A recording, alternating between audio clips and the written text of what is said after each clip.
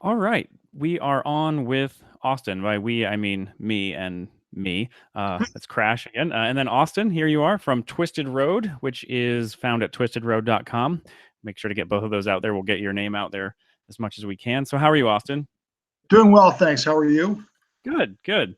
So, let's see. If a lot of our listeners, we share a pretty common listener audience with the Wheel Nerds, so there's a good chance that some of our people have heard your story before, but there's also some people that definitely have not. So, what Sure. is Twisted Road?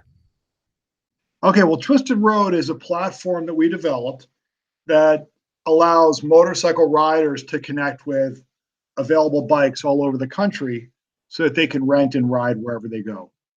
All Okay, the bikes on the site are privately owned. So you're not renting from a dealer, you're renting from another individual who's got a bike in the garage he's not using.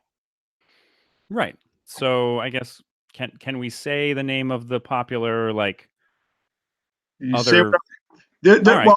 yeah, there's Airbnb, but I like the company Turo, Turo, a lot better.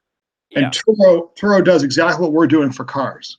hmm So we're just like Turo, but I've for never I've never motorcycles. used Turo, but I recently ran into somebody who had used it to rent a car, and they were pretty pleased with it. Yeah, it's a good experience.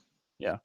So, um, pretty basic stuff. Like, how did you get to where did this idea come from? Like, how long have you been riding a motorcycle? That sort of stuff. Yeah. So let's see. So I had spent my career in corporate America, and hmm about 25 years of working. I've run a bunch of businesses, anywhere between 20 and $500 million in annual sales. But I was not happy. I mean, I really wanted to move fast and be more creative, and it was hard in that environment. Basically, what happened was I haven't been riding for long. I've only been riding a little more than 3 years. And after I was riding for about a year, I was with my wife and kids. We were out in some of the national parks out in Utah, like Zion and Bryce. And I Yeah. remember saying, "Man, I wish I had my bike." Like those 6 words are words that like every rider said. I wish I had Oh, my for bike. sure. Yeah. So then I went online. I tried to find a rental, and there was nothing close. I could have driven 90 miles and gotten something that was bigger and more expensive than I wanted. hmm So I didn't see it. I just saw, in the car, which is fine. But over the next few months, this happened over and over. I mean, my wife and I were in Italy, same thing. I mean, we were in, I wanted to go to Moab to go to this camp out. And I couldn't spend a week riding there and a week riding back. So I never went. That's a regret. Sure. And basically, one day I said, I know that there's a lot of bikes sitting in garages. And I did some research and found that there's 9 million bikes in the country.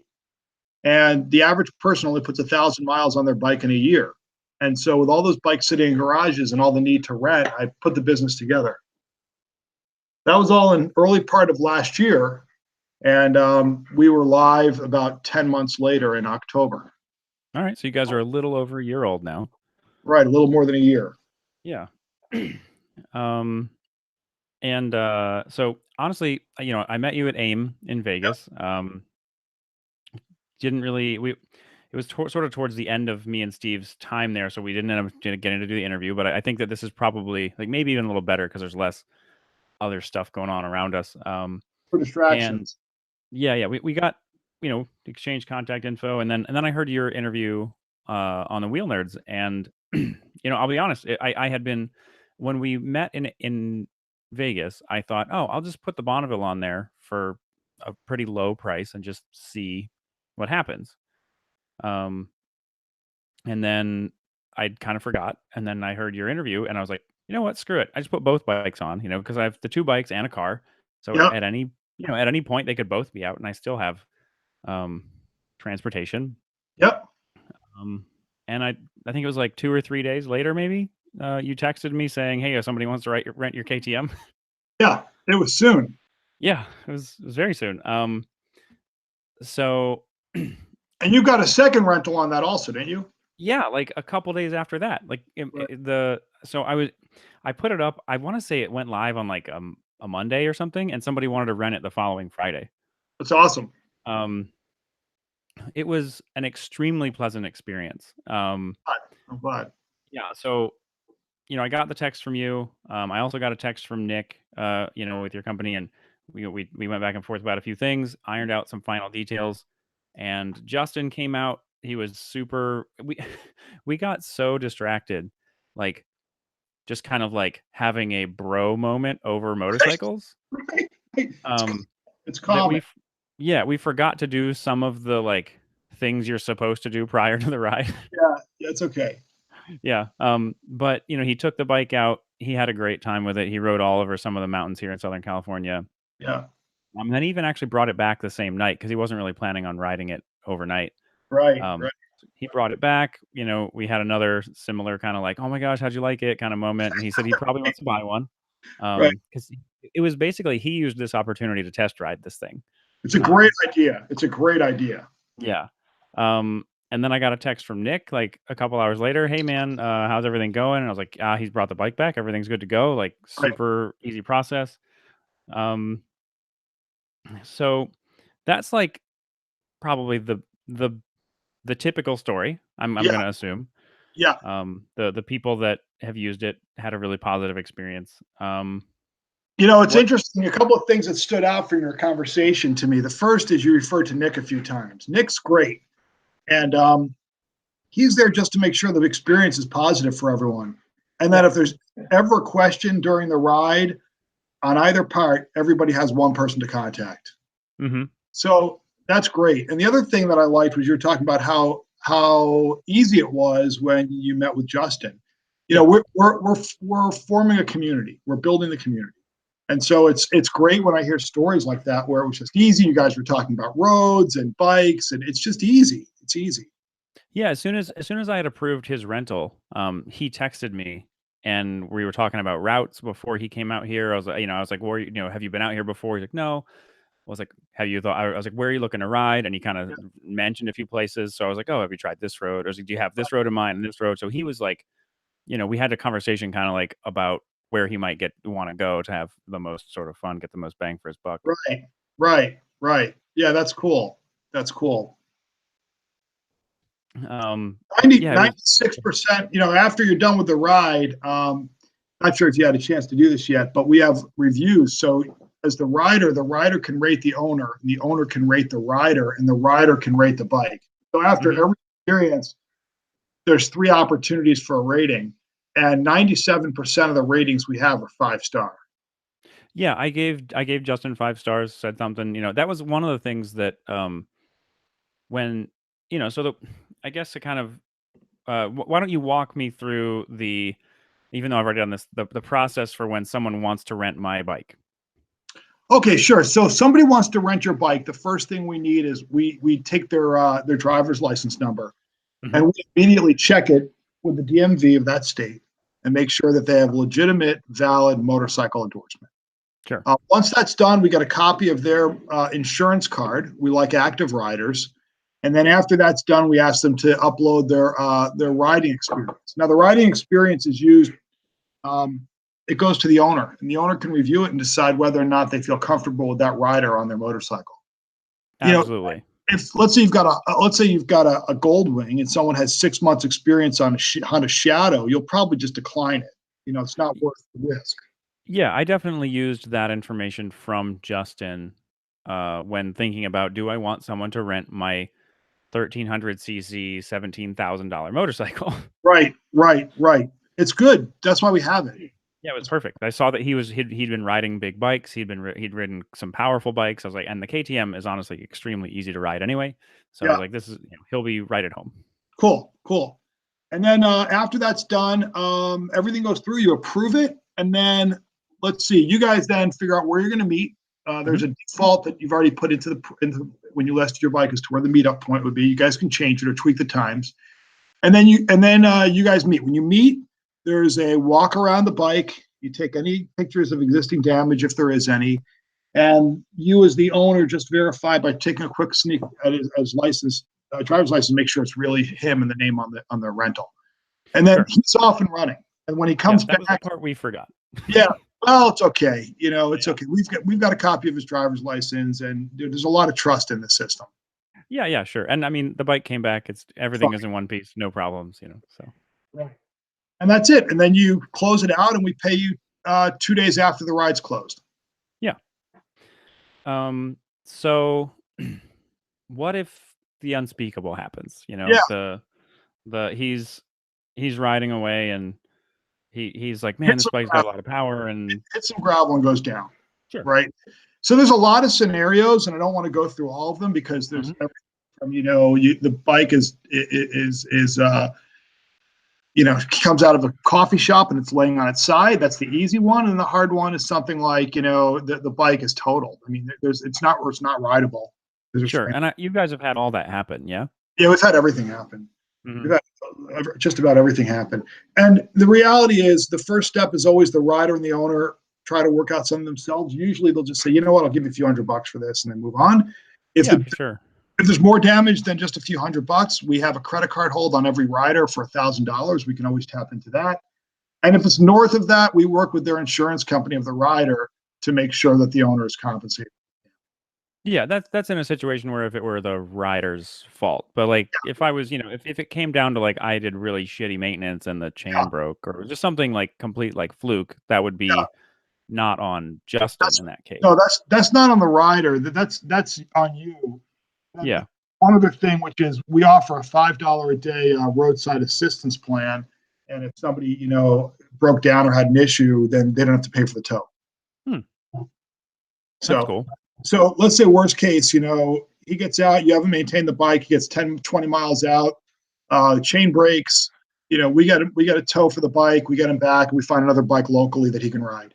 Worst case, he can't ride anything else because there's nothing available locally. We'll give him a full refund on the experience. Okay.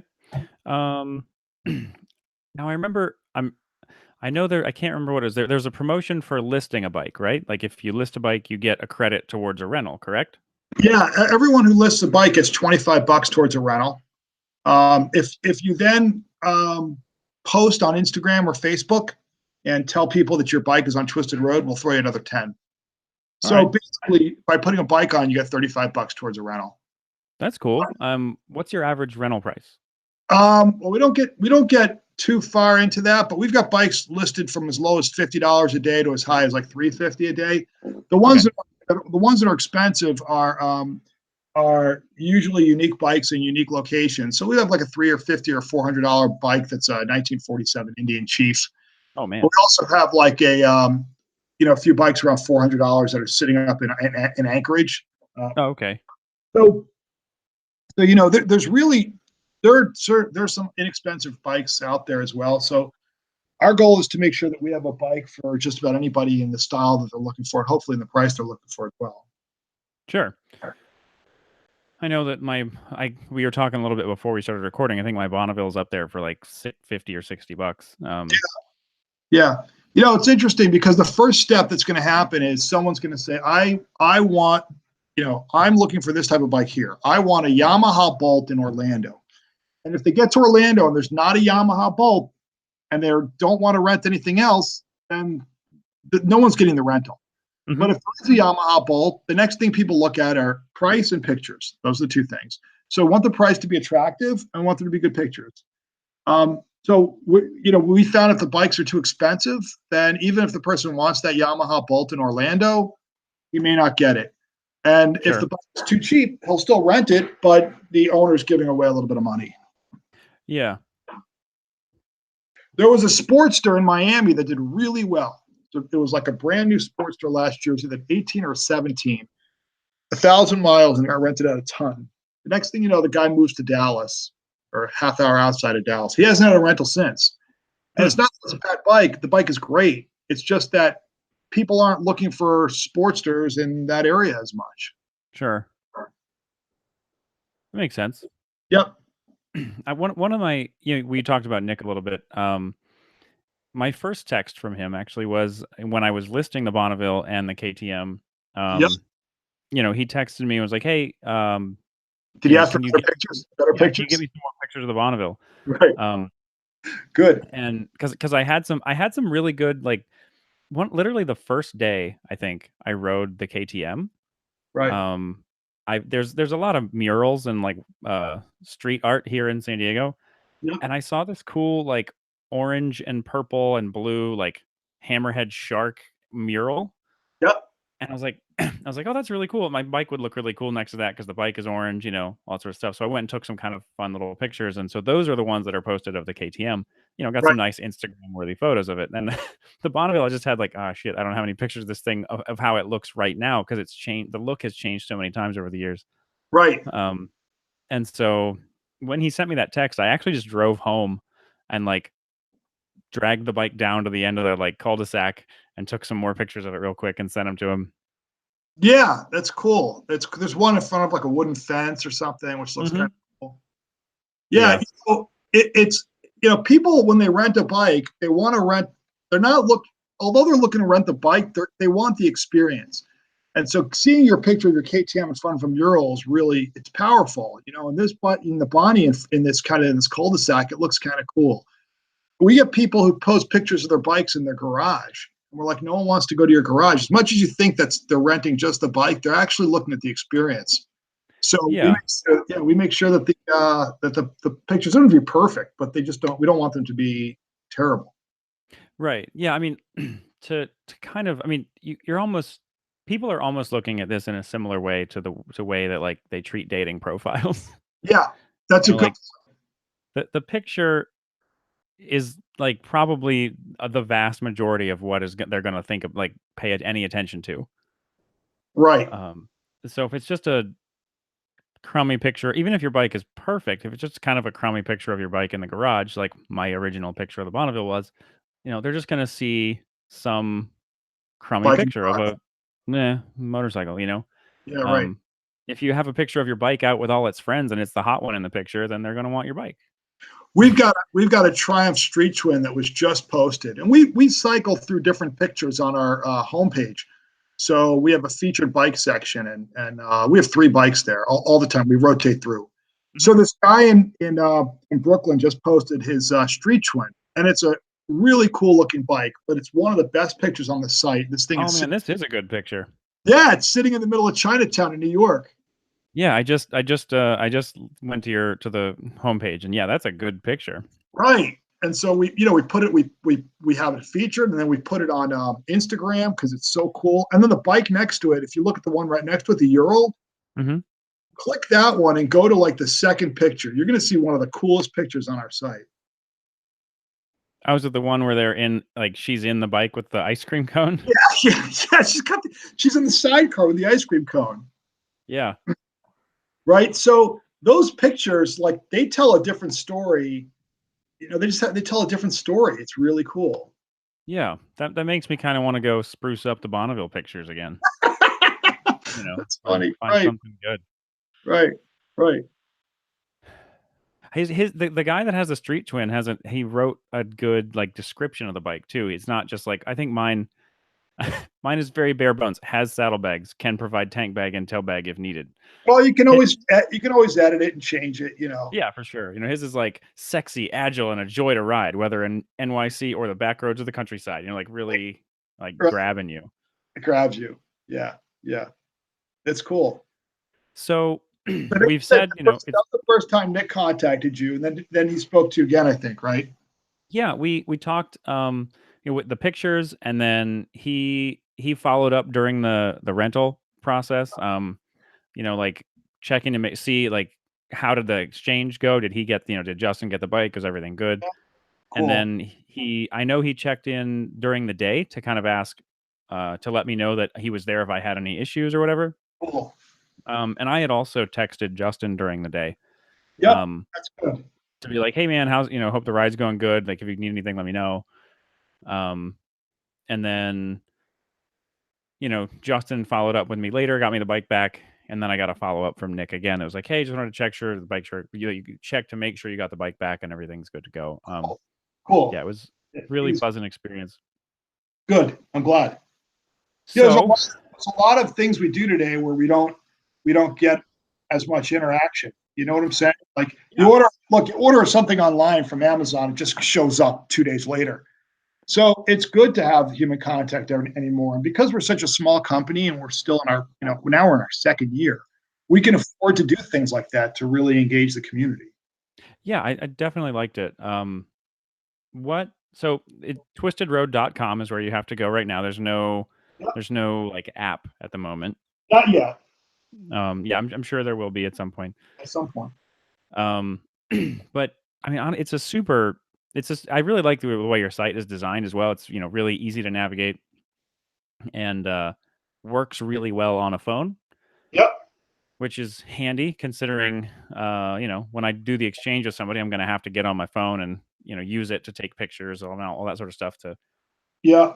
hopefully remember to do all the things I'm supposed to do next time. Yeah, and Apple make it easier for everyone. Sure. It's just something, and hopefully it'll be in the next 12 to 18 months. We'll see. A lot of priorities right now. Oh yeah, I'm sure. Is there anything? So you guys are only in the United States right now, right? Yeah, right now we're growing really quickly. So we've got about 900 site. Can you say that one more time? It kind of cut out for a second. 950 bikes on the site. Okay. I hope to get to 1,000 by the end of the year. We'll get to 1,000 real soon. If it's not by year's end, it'll be mid-January. And that's growing, 2 to 4% a week. We have all makes and models. We've got, we got everything on there. So I think it's great when I travel. Every time I travel, I pick up a bike, and it's good for me just to meet people in the community and try different motorcycles. Hell, when I started this, I had only ridden one motorcycle, which was the bike I owned, which is a Moto Guzzi V7 Classic. It's the only thing I had ridden until I rented through my site. And now I think I've rented 6 or 8 times. Like I got a Triumph Scrambler. I got a Yamaha FZ07. I think I got once. I got a what else have I read? A BMW adventure bike, an 800 GS. I don't remember. Just like, I rented a Triumph Tiger. That was cool. I took that for 2 weeks. Nice. Is that the one that you rode from Denver to Vegas? Yeah. Because what I did was I was just gonna fly to Vegas. I'm like, I don't want to fly to Vegas. I want to ride something. Then I thought, do I ride my Moto Guzzi from Chicago all the way out to Vegas? I'm like, Jesus. The first up until I get to Denver, it really is going to suck. It's like there's no turns and it's flat. You hit Denver and it's great. There's a shit. I'll just fly to Denver, rent a bike there, and then I'll ride to Vegas. And so that's what I did, and it was really cool. It was really cool. I was just looking, just for fun, kind of poking around San Diego, thinking like, I've got this $25 rental credit burning a hole in my pocket. Is there anything local that I could just go try somebody else's bike for a day? And there's a ton of bikes in San Diego. Yeah, if on our site, if you type in San Diego and then you go down to the distance and you say within 25 miles and you hit apply, let's see what we got here. We got 21 bikes within 25 miles. And if you go within 50 miles, you get 27. So it's between 20 and 30 bikes in the greater San Diego area. Yeah. And variety. The Thruxton R, that's a good looking bike. I've never ridden that. I'm dying to. Yeah. I've ridden one of the newer Bonneville newer generation of Bonneville bikes. Like I have the previous one, and I gotta say it's better in every way than mine. Hey, how about this Ducati? You see this 2016 Ducati? The Hypermotard 939 with the yellow wheels? No. Let me see. It's X. How do you pronounce this? X Diavel? D-I-E-V? Oh, yeah, the Diavel. Diavel. Yeah, that's in 2016. That's a cool looking bike. I guess we can spend the entire podcast. Yeah, we could. This could be a whole checking out all the cool bikes. So I know, right? If somebody, say somebody is listening to this is like, well, I don't live in the United States, but I'm going to travel there. Can I rent a bike? Well, I'm going to give you the answer. There's kind of a short term and a long term. The short term answer is no, because right now you have to be an active U.S. rider with your own U.S. insurance. Okay. But we're in the process of changing that. I hope that by the first quarter or next year's riding season, we'll have that all figured out for international riders. Okay. Yeah, that's the goal. I'm confident in it. We'll see if I'm overly optimistic. Sure. Is there any, what's your kind of if you can share it, what's your kind of your next goal that you're milestone you're hoping to hit? Aside from 1,000 bikes on the site. Yeah, well, you know what? We have a pretty aggressive growth plan over the next 12 months. You'll just see a lot of minor tweaks to the website that'll make it more easy to use. hopefully an app. Like I said, I don't know the timing on that. Um, we just want to keep building the community. We don't have anything different planned except just continue doing what we're doing and grow awareness. I mean, that's a big enough job for a while. Yeah, for sure. Yeah. All right. So again, it's twistedroad.com. Yes. Right? Yes. And that's pretty much the place to find you guys. You're on Instagram though, yeah? Go to Twisted Road. At Twisted Road, we have a great Instagram account. We're posting a ton of pictures, and about 90 to 95% of the images we post on our Instagram account are from our community. They're supplied by people who ride our bikes. Oh, cool. So it's great because, it's just we get a new bike and the bike looks great, or someone's out riding. If Justin was out, he could have sent pictures if he took them to Nick, and we would get them posted. So it's really cool. It's really cool. Yeah, one of the things, just poking around the map was just kind of like scrolling around to places that I've lived and seeing what's there. I like how you've got a good variety of just bone stock motorcycles like my KTM. Yep. And then you've got a good variety of motorcycles that have clearly been heavily personalized. Right. Like my Bonneville. Right. Like I really like that idea that this is somebody's like personal touch. Like this is, I could go ride this SV650 in like outside of Portland, Oregon, and it's going to be the only one that I'm ever going to ride that's like that one. Exactly. That's exactly right. Yeah, it's cool because you get people's passion. You get people's passion. Yeah, and some of their harebrained ideas. Like there's, some people that think my red valve cover is hideous. Yeah. Yeah. Whatever. Yeah, that's fine with me. Whatever. We had a couple of custom bikes. I don't know if they're still on here. Kind of in Southern California. Let me see. We go to Long Beach. In Long Beach we had some. Yeah, let's see. Oh, they're not there anymore. But we had this Harley XL 1200 might be a custom bike. There's a builder in Long Beach. His name is Jay LaRosa, and he owns. Oh, I know Jay. Do you know Jay? Yeah. He's got 2 bikes on the site. Oh, cool. He's got 2 bikes, and then if you go north, up in Portland, the guy who owns CC's motorcycle, Thor. Yeah, he's got an Indian Scout on the site. Oh, cool.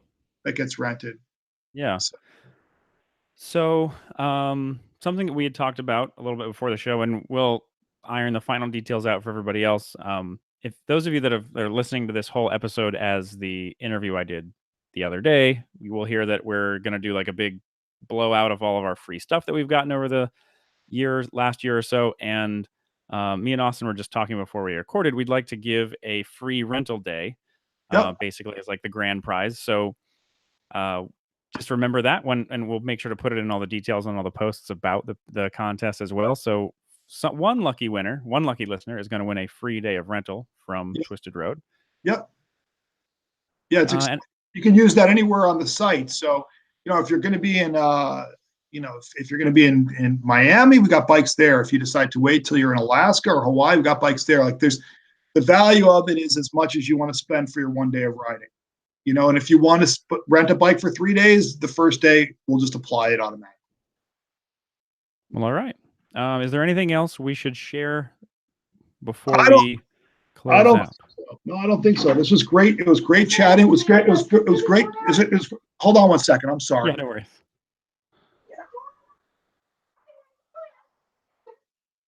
That's it for now. I'm looking forward to hearing the podcast when it goes live. Yeah, absolutely. So it should be just a couple of days. I've got to edit the two interviews, get them together, and then post it out. As usual, thank you for being on the show. Thanks everybody for listening. You can find us on caferacerpodcast.com and all the usual places. Thanks to all the Patreon supporters that help make the show possible. And again, thanks, Austin, and find Austin and Twisted Road at twistedroad.com. Awesome. Rent a bike, ride the world, right? You got it. Thanks so much. Have a good day. All right. Bye.